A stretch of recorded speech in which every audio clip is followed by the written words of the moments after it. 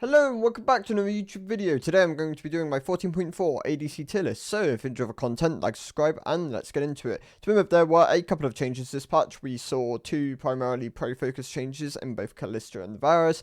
We saw a nerf towards melee lethal tempo, so that is a hit towards Yasuo. And then there are a couple other adjustments in the tier list. Twisted Fate took a bit of a tag. Didn't really do a huge amount. He's still really strong. But let's cover the tier list. So to begin with, Yasuo is going to be in the A tier. He's a bit weaker than last patch. He lost a bit of power in mid, top, and ADC. Lethal tempo is still the way you're going to be going, but it's just not as strong as it once was. The early game hit really did tag him primarily in bot lane, as he's no longer going. Well, as you really rely on your levels to get your lethal tempo back to being relatively strong compared to where it was. Yeah, so it is a bit of a tag early on into the game. He now sits towards the bottom of the A tier. Definitely took a bit of a hit here. Twitch is going to stay within the S tier. He's still really strong on both AP and AD builds. You primarily only see Bork Twitch in the bot lane, Bork into Runans. It's still very strong, so he stays within the S tier. Jhin is going to be within my A tier. He's also towards the lower end of A tier. He took a big hit from Youmuu's and Collector being nerfed, but you still want to opt into things like Hubris if you're snowballing and you want to be able to output a decent amount of damage. That is really the route I'd recommend going. Other than that, I'd recommend playing other champions than Jhin. There are just better options with more consistent DPS. Twisted Fate is going to be in my S plus tier. Twisted Fate, still a very strong bot laner. He's OP in the bot lane, he's OP in the top lane, he's OP in the mid lane. Mid lane also primarily seeing AD builds. The Roa build tends to fall a bit short. In bot lane, it's primarily just the AD builds as well. It is taking a big hit next patch, so I imagine he'll fall down a bit, but he is a solid S plus option at the moment. Swain is going to be within my A tier. He's just not as strong as the S tier mages at the moment, which are Seraphine and Asol. So he finds himself within the A tier. He's still a very solid option. He rises up if you pair him with the likes of Senna, but if you haven't got that Senna pairing and enemy bot lane has like some sort of anti-heal application ability, then it can be a bit harder to play this champion, which is why he's within the A tier. I would just recommend Seraphine and Asol over him. Kaiser is going to be within my B tier. She got buffed this patch. It wasn't a huge amount. It was 500 increased range on the ultimate at early ranks, giving her a bit more chase potential towards the likes of Drake and mid lane rotations. Overall, her builds have found a bit of a better spot, which is why she's moved a bit further up. There are different variations which you can go. Terminus did get buffed this patch, which is quite nice for her. Yeah, make sure you're building the right things in the right games. She's very strong off the cooked builds. If you're able to snowball, then she's very powerful. The buffs were nice. Terminus is very nice on her. So yeah. Varus is going to be towards the lower end of my B tier. He's quite close to the C tier. Lethality builds have never really been optimal within solo queue. You tend to not have the time to lay down the poke which you need to, whereas like on-hit builds tend to be more consistent and are more functional in more games, which is why I'd recommend going like on-hit Varus. On-hit Varus did take more of a hit this patch though. Losing 2 AD when you are frequently auto-attacking a champion does definitely hurt him. It means his DPS is a bit lower, and he now finds himself towards the lower end of the B tier. I'd still recommend going on here though. It is still primarily his better build within solo queue. Kalista, also going to be within the B tier. She got nerfed because of competitive. It was a nerf towards her E. Her passive, however, did get a bug fix, which I believe was power positive. It meant she now gets more dash speed off T1 boots. But overall, it was still a bit of a nerf, so she finds herself towards the lower end of the B tier at the moment. And especially with some of the meta champs like Ashe and Senna with their slows are still very strong and powerful into Kalista. Asol is actually going to be my S tier, so he's a new addition, but Asol, very strong bot laner at the moment. He has been hotfix nerfed and nerfed this patch, but he is still performing really well. If you pair him well with like a lot of the, he pairs well with a lot of the supports in fact, and if you're looking for an AP option, like a high DPS AP option, then Asol is a great pick here. I'd only really recommend him if you're looking for like a high AP, like a lane holding AP option. Other than that, I'd recommend Seraphine over Aesol as being like the other one. If you're looking for a bit better team fighting, something like a Swain can also be picked here. Karthus is still a solid AP option. There are picks with like each one of the AP options has a solid like pick potential and where you want to play it. But Aesol is primarily the damage one I'd recommend at the moment. He is very strong in his current state. Smolder is going to be my S tier. So Smolder has found some core builds now at this point. Essence Reaver into Shojin, Navori, RFC. There are like options where you can kind of pick and choose which one you need in the game. If you're looking for a bit more durability, Shojin is great for that. If you're looking for for more DPS and more ability rotations, Navori is also a very solid option. Yeah, the builds are there. It really depends on what your preference is and what you kind of want throughout the game. But you're still primarily going the Essence Reaver first. It does seem to be his most performant first item. He is performing quite well at the moment. He did receive some changes this patch, which kind of pushed him away from like the Leandri Riftmaker variants and pushed him more towards these like crit children builds. But yeah, solid champion at the moment. Nyla. Nyla never tends to be weak. She always tends to sit between like the A to S plus tier. She's doing fine at the moment. She's very solid into a lot of the marksmen. Her damage is very high.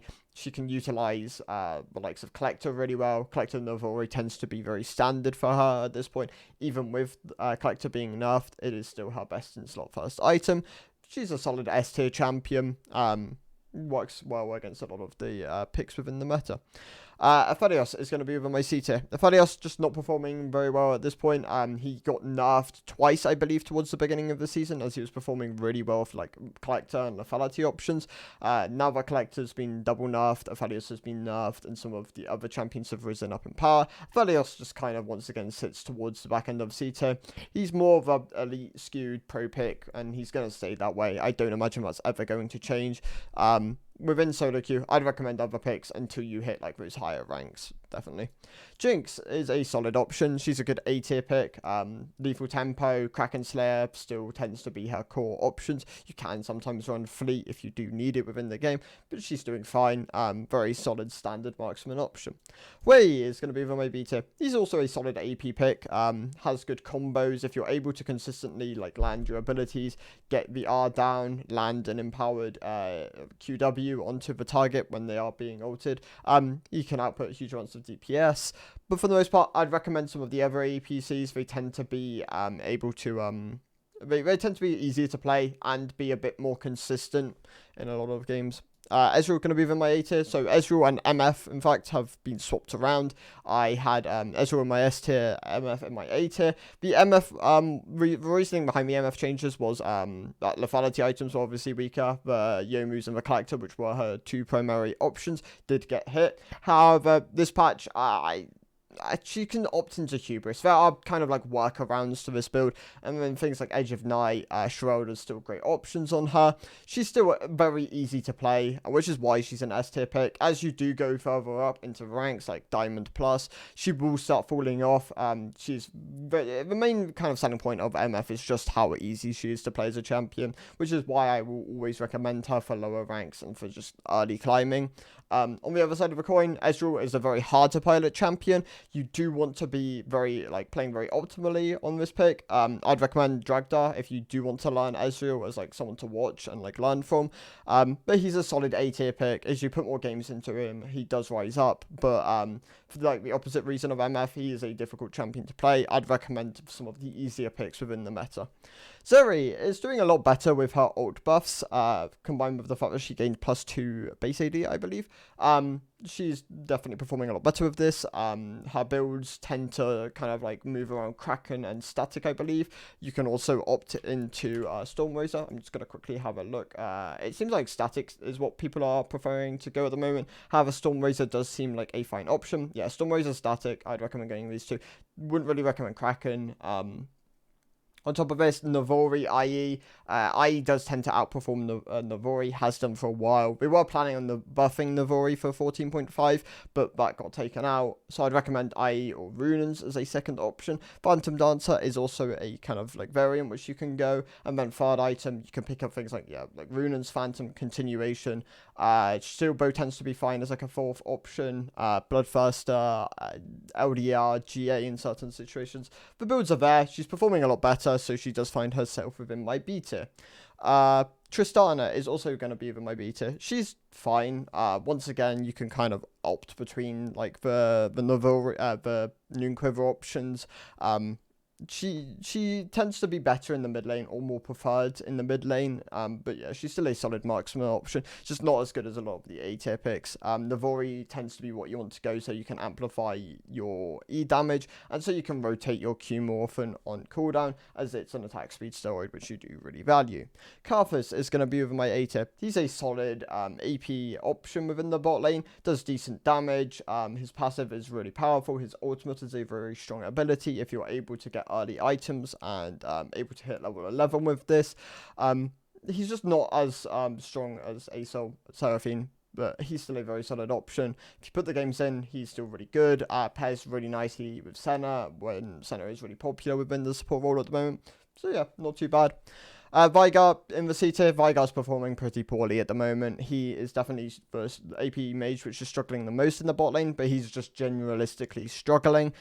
He is being buffed in 14.5, but for the moment, I'd recommend avoiding Veigar and playing some of the other AP options. Ziggs also not performing as well at the moment. He definitely took a hit this season, even though he has been buffed now. He's still not performing that well. I've moved him down from the B tier. I just don't believe he kind of holds a spot there. I'd recommend the other AP options once again. Luden's Companion is what people primarily go as a first option on Ziggs. It's fine. He's not a bad pick compared to like Veigar. I'd kind of separate these two quite heavily. Veigar definitely is struggling, so maybe he does kind of fall towards the back end of the B tier. But yeah, Veigar really underperforming. Ziggs just not performing as well as a lot of the other champions. Sivir just pretty bad at the moment. You don't tend to see her unless she's like paired with like a scaling support, as she can utilize her like wave clear to kind of play safe and just scale up. So the enchanter or support can become more useful throughout the game, something like a Lulu or Yumi. Overall, just not a great solo queue pick at the moment. She's being buffed next patch for 4 armor. Do I think this will move her out of C tier? Maybe, probably not though. She'll be a high-end C tier pick, I imagine. Having a bit more durability is definitely important as a marksman, especially against a lot of the AD options. But yeah, I don't suddenly think this is going to make the jump to push her out of the C tier. Xayah also going to move into the C tier. I'm not a fan of Xayah. She's been kind of underperforming for a while now. Kraken into Navori is what you tend to opt into when you're playing Xayah. But yeah, there's more consistent marksman. Her range kind of lets her down. Her main selling point is, of course, the self-pull with ultimate and her root on E, but those tools alone aren't really giving her enough power within the solo queue meta at the moment, and they tend to be more pro-skewed levers anyway. Cogmore is getting buffed next patch, but for the moment, he's going to stay within my C tier. He's just underperforming. I kind of presumed with Timeless getting buffed, he might suddenly see a surge of play and maybe a bit more win rate, but it just hasn't really hit, even with like Ginsu's being buffed. So yeah, he still sits within the C tier. Caitlyn also going to move in the C tier. She's underperforming quite heavily at the moment as well. Really struggles against a lot of the marksmen unless you are able to get like really heavy early game advantages, like able to siege multiple turrets pre-14, getting a lot of plates. This pick just tends to fall flat. I'd recommend other marksmen, as she tends to struggle a lot more in the mid game compared to a lot of the picks. Samira took a bit of a hit with the collector nerf. Hubris is what you need to go on this champion. Kind of similar to Draven. If you want to be relevant and you want to be really useful throughout the game and you are confident that you can snowball, Hubris is a great pick for these two champions, as they really do like the lethality on the item. They also do really heavily value AD, as both have very strong AD ratios on their Q ability, which is a very crucial part of their kit. But for the most part, neither of them are doing... Okay, they're doing fine. but you do need the advantages. And like, if that is a consistency check, which I would not recommend in like mid elo. When you're in high elo and you know that you are like able to pair nicely with a support and you are able to consistently get these advantages, they definitely do rise. I believe Draven can jump anywhere up towards the S tier. In Samira's case, I think she's a little bit worse. She's more vulnerable to CC. As it can cancel her ultimate, which is her main team fighting tool. But yeah, they both fall within the B tier. I wouldn't recommend them in mid elo. But as you gain more confidence on these picks, then yeah, they can function quite well. Ashe going to be within my S tier. She's easy to play. Kraken Slayer into Trinity is still the way to go. You can slot in like a Terminus as third slot. You can also opt into things like Phantom Dancer. Runans doesn't tend to be a bad option. And then like GA is like a last slot. There are build variants there. Ashe overall just performing quite well at the moment. So yeah, a solid S tier option. Senna is probably the main pick of the patch at the moment. Even as an ADC, she's still really strong. She's being nerfed next patch because yeah, she's OP in 2 roles, so I'm not surprised. But yeah, for the most part, performing really well at the moment. Relatively easy to play. Her lethality builds are quite strong. Like, her lethality builds tend to be what you want to go. The Yomus into, like, the Collector or the Hubris, Edge of Night, Sheraldas. There are options there. I've even seen people opt into some more durable builds. But yeah, there are options there. You can kind of like work around it. And yeah, she's really strong in the current meta. Vayne, also really strong in the current meta. Her builds are really strong.